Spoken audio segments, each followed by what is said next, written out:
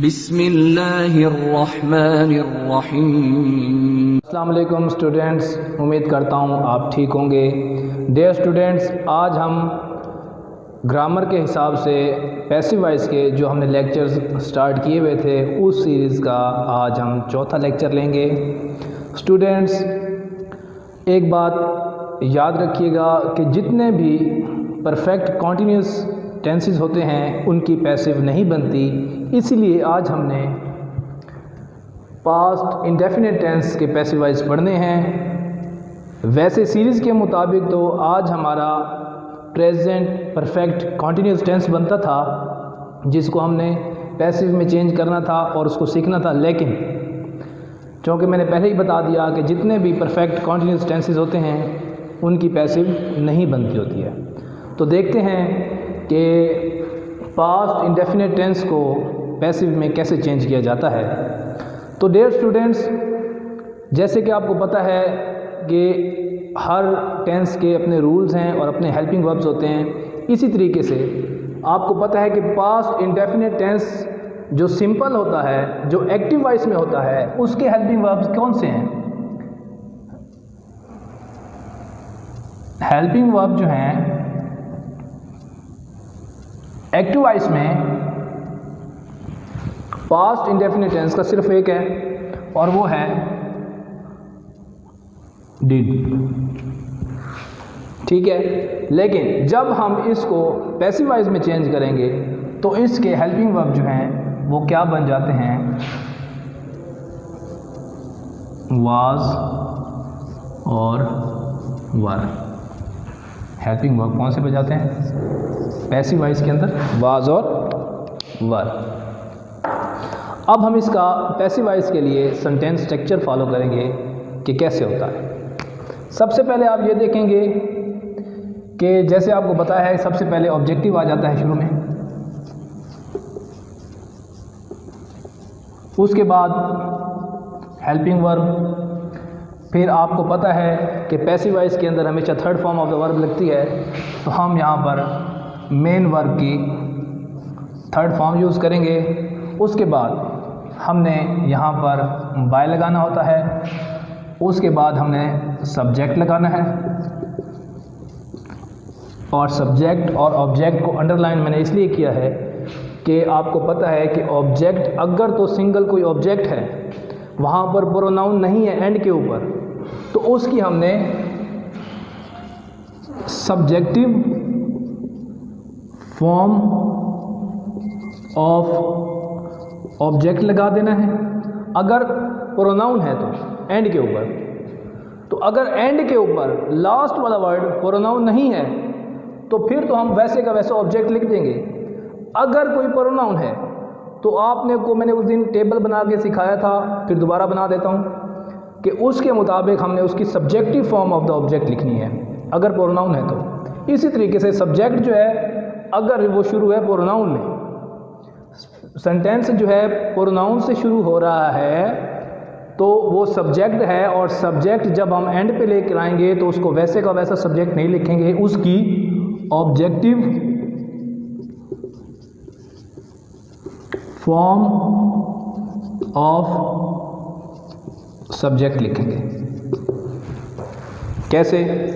मिसाल के तौर पर जैसे कि आई, माई, मी, वी, आवर, अस। ठीक है, अब यहाँ सिंपल इसी को देख लें।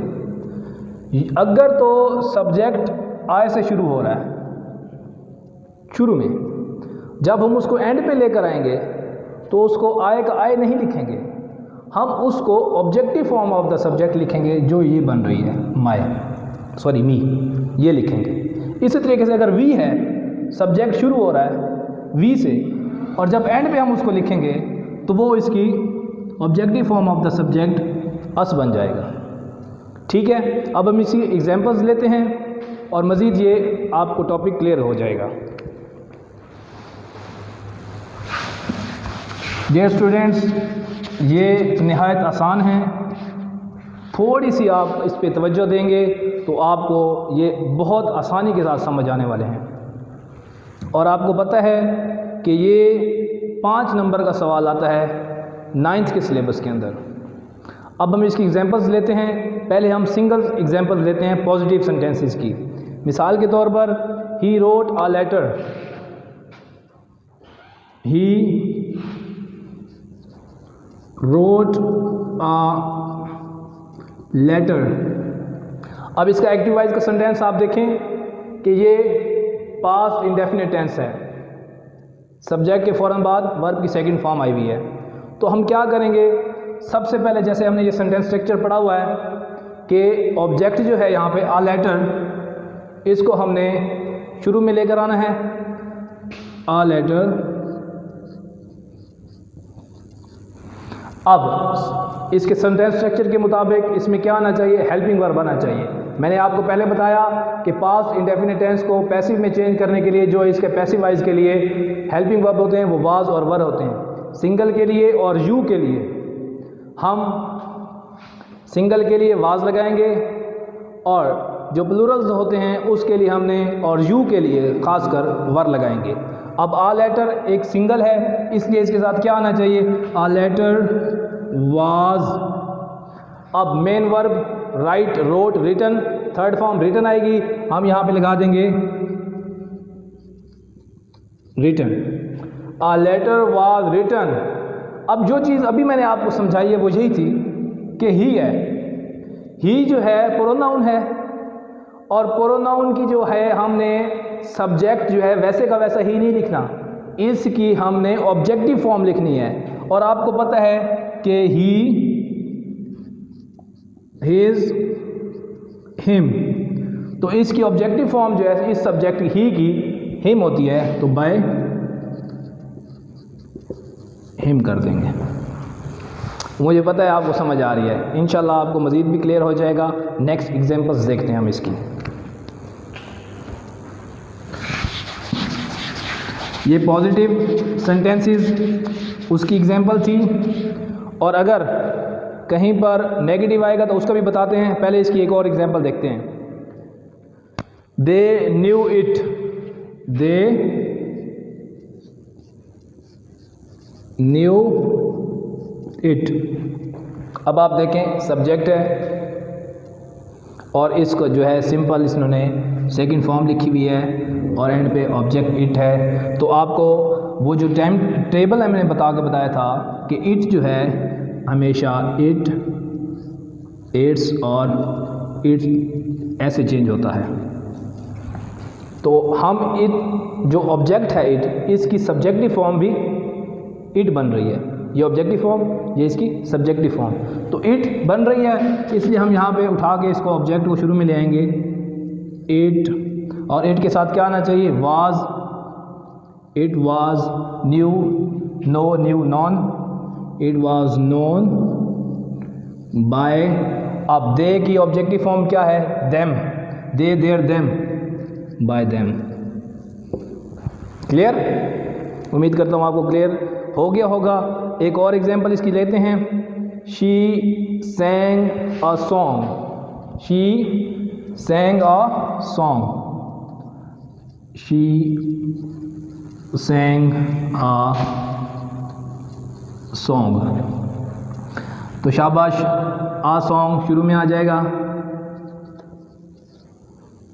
वाज सिंगल है, वाज संग, सिंग सेंग संग, was sung by her. Very simple, बहुत आसान है, बहुत ही आसान है। आप बहुत ही आसानी के साथ इसको समझ जाएंगे, और मुझे पता है जिस तरीके से मैं आपको समझा रहा हूँ आपको बहुत अच्छे तरीके से समझ आ रही है। अब इसके एक दो हम नेगेटिव सेंटेंसेस देखते हैं, उसके बाद हम इंटेरोगेटिव देखेंगे, और इंशाल्लाह उम्मीद करता हूँ आप मुझे कमेंट्स में ज़रूर कमेंट करके बताएंगे कि सर हमें समझ आ रही है। अगर समझ नहीं आ रही तो वो भी आप हमें बताएं ताकि हम इसमें मज़ीद करेक्शन कर सकें।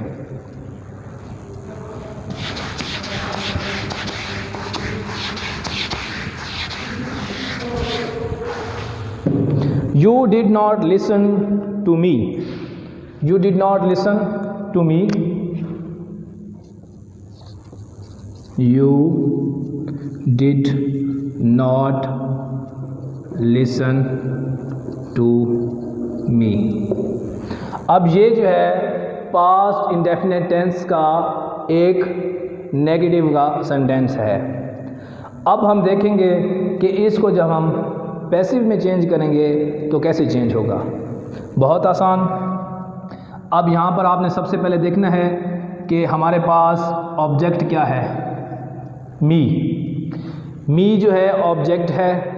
अब जब हम मी को इसकी सब्जेक्टिव फॉर्म में शुरू में लेके आएंगे तो मी की सब्जेक्टिव फॉर्म कौन सी है, वो आई बनती है, आई। अब आपको पता है कि आई सिंगल है और सिंगल के साथ क्या आना चाहिए भाई, देखिए ये डिड है, ये एक्टिव के लिए तो हम डिड लगाते हैं, मैंने पहले ही बता दिया था, एक्टिव वाइज में हेल्पिंग वर्ब डिड है। लेकिन जब हम इसको पैसिव में चेंज करेंगे तो अब ये डिड वगैरह नहीं आएगा। अब हमने पैसिव के मुताबिक उसके हेल्पिंग वर्ब लेने हैं कि आई के साथ कौन सा आना चाहिए, वो आना चाहिए आई वॉज, आई वॉज। अब नॉट जो है फौरन हेल्पिंग वर्ब के बाद लगाते हैं, I was not listen, I was not listen by you, you, your, you. You की ऑब्जेक्टिव फॉर्म भी कौन सी है, यू ही होती है। यू की ऑब्जेक्टिव फॉर्म यू ही होती है। ये उम्मीद है आपको समझ आ गई होगी। ये इसका नेगेटिव सेंटेंस है पास्ट इंडेफिनिट टेंस को पैसिव में चेंज करने के लिए। याद रखिएगा कि जो एक्टिव वाइज में हम यूज़ करते हैं डिड हेल्पिंग वर्ब के तौर पर, वो पैसिव के अंदर वही सेम डिड नहीं आएगा। क्यों? क्योंकि इसके पैसिव के लिए चेंज करने के इसके हेल्पिंग वाज और वर है, ये याद रखिए।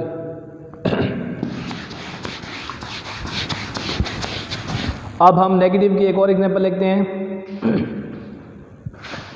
She did not right a story.